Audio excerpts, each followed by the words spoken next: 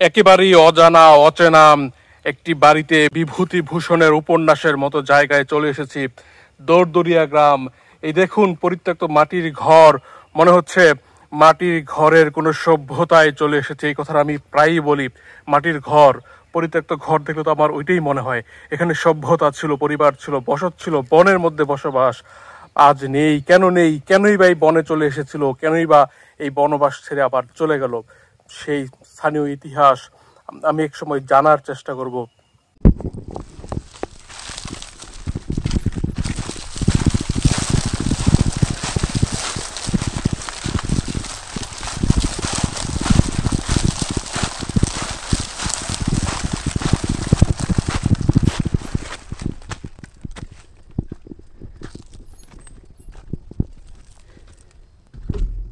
4 পাশেই বন, মাঝখানে পরিত্যক্ত ভাঙা একটি মাটির ঘর, উপরে উঠছে একটি চিল পাখি।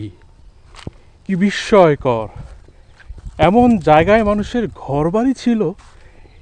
এটা দেখে তো মনে হচ্ছে এটা ভিটা, কয়েকটা ঘর পরিবার থাকতো, বনের মধ্যে বাস করত।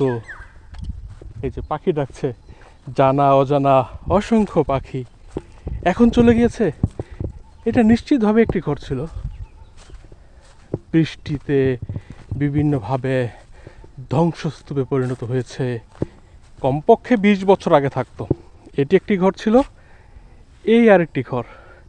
এখানে কোনো কোনায় হয়তো রান্নাঘর ছিল। ওই আমলে দেখেন বড়ি গাছ। স্থানীয় একদমই একজন মানুষকে দেখতে পাচ্ছি না, পেলে আমি ইতিহাসটা জানতাম। একটু দূরে 200 মিটার দূরে ঘর রয়েছে, মানুষ বসবাস করে।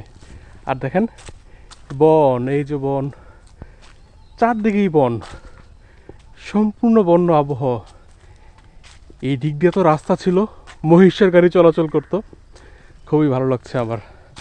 ইতিহাসের সাক্ষী যেন দরদরিয়া গ্রাম, বাংলাদেশের গাজীপুর জেলা। এই গ্রাম নিয়ে তো অনেক ভিডিও দিয়েছি, কিন্তু এই স্পটে, এই রাস্তায় এই প্রথম আসলাম। ওই দূরে দেখলাম কয়েকজন স্থানীয় ছাগল চড়াচ্ছে, অনেকগুলো ছাগল, 8-10টা ছাগল দল বেঁধে ঘাস খাচ্ছে। কার ভিটায় আসলাম, কোন বাড়িতে আসলাম, ওনারা কোথায় কোথায় সেই গল্পগুলো হয়তোবা পাশে সরে গিয়েছে, কিন্তু এখানে গল্প ছিল। এখানে ইলিশ মাছ রান্না হলে ঘ্রাণে চারপাশ মুখিয়ে যেত, ভালো তরকারির ঘ্রাণে চারপাশ মুখরিত হয়ে উঠত। বন, পাখি, মানুষজন একই সমান্তরালে বসবাস করতো। শিয়াল আসতো না, বাঘ আসতো না, না বাঘের যুগে মতো এই বাড়ি ছিল না। এই অঞ্চলে 70-80 বছর আগে রয়্যাল বেঙ্গল টাইগার ছিল। ওই সময় এখানে বাড়ি থাকার কথা না। তবে এইখানে যখন বাড়ি ছিল তখন তো বন্য শূকর, ফৈট্টা এসব তো ছিল। বানর তো এখনও আছে। কীরকম সেই দিনগুলো! বিভূতিভূষণের কথা মনে পড়ছে। অরণ্যের দিন রাত্রি চলচ্চিত্র, ঝাড়খণ্ড রাজ্যের সেই কাহিনী, তৎকালীন বিহার।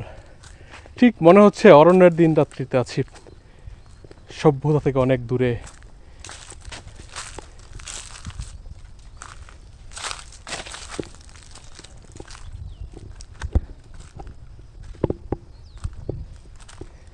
এই যে দেখুন মাটির ঘর, এখনো কত শক্ত সামর্থ্য রয়েছে, এখনো শক্ত রয়েছে। এই অঞ্চলে লাল মাটির লাল ঘর, একটি আম গাছ, আম এসেছে ভালোই, আমের ছায়াতে একটু যাচ্ছি। সুপ্রিয় দর্শক, নাজিব মাহফুজ খান কথা বলছি। ভাওয়াল অঞ্চল, ভাওয়ালের এরকম পথে প্রান্তরের অদেখা নানা সৌন্দর্য দেখার জন্য ফলো করতে পারেন আমাকে। এসব নিয়েই আমি সম্পূর্ণ ডেডিকেটেড।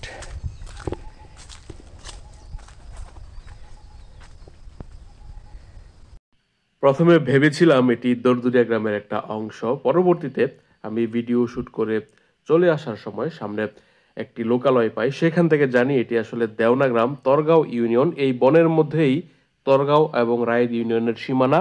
রায়েদ ইউনিয়নের দরদরিয়া গ্রাম, তরগাঁও ইউনিয়নের দেওনা গ্রাম।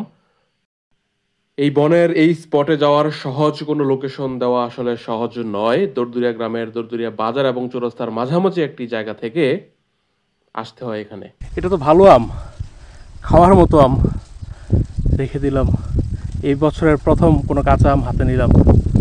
আম পড়েছে, কাঁচা আম ভর্তা করার মতো মানুষ নাই।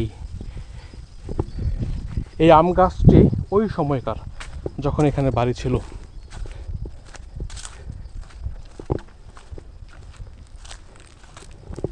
আমি আরেকদিন এখানে আসব, এটার ইতিহাস আমি তন্ন তন্ন করে খুঁজে বের করব কৌতূহল থেকে। ইতিহাস রাজা বাদশার কোনো কাহিনী থাকবে না, সাধারণ একটি পরিবার বা একটি বংশগোত্রের কাহিনী। কিন্তু সেটাই আমি জানবো যে এই বনের মধ্যে কেন বাড়ি করেছে, এই বন থেকে আবার চলেই বা গেল কেন।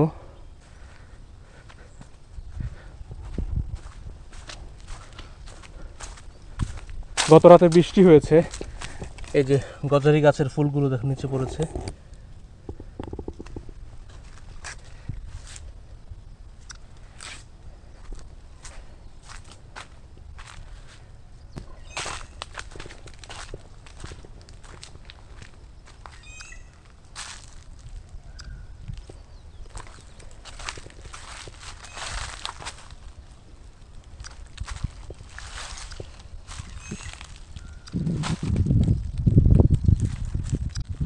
দৃশ্যায়ন নেওয়া শেষে চলে আসার পথে যেই প্রথম পাড়াটা পাই দেওনা গ্রামে, সেখানে একজন বয়স্ক লোকের সাথে আমি কথা বলছিলাম। সেই বয়স্ক মানুষটা আমাকে জানালো এখানে আসলে অস্থায়ীভাবে থাকতো যারা দূর থেকে এসে এখানকার স্থানীয় কৃষিকাজ করতো, অর্থাৎ জমি বর্গা নিয়ে বর্গা চাষি এরকম কোনো একটা পরিবার হয়তো বা এখানে থাকতো। তারপরে ওনারা চলে গিয়েছে, অর্থাৎ যেটা বুঝলাম এখানকার ভূমিজ পুত্র না, অর্থাৎ এইখানেই কয়েক প্রজন্ম ধরে বসবাস করছে এরকম কেউ থাকতো না।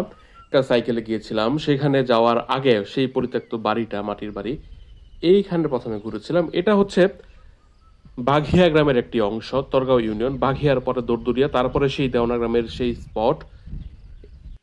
এবং ফিরে আসার সময় এই জায়গা হয়ে আসি। এটি আরেকদিন কোনো পূর্ণাঙ্গ ভিডিওতে আসবে। এই দুটো জায়গা, দুই পাশে পাহাড়ের মতো মাটি, মাঝখানে রাস্তা, বোঝাই যাচ্ছে মাটি কেটেই রাস্তা করা হয়েছে। এটিও ভুলেশ্বর গ্রাম, দরদুরিয়ার পাশের গ্রাম, দেওনার পাশের গ্রাম। মুচিবাড়ি চৌরাস্তা থেকে বনের মধ্য দিয়ে, অর্থাৎ এই রাস্তা দিয়ে হাইলজোর মিয়ার বাজারের সড়কে উঠা যায়। সংক্ষিপ্ত পথ, কিন্তু অপ্রচলিত। রাস্তাটি সংস্কারের অভাবে।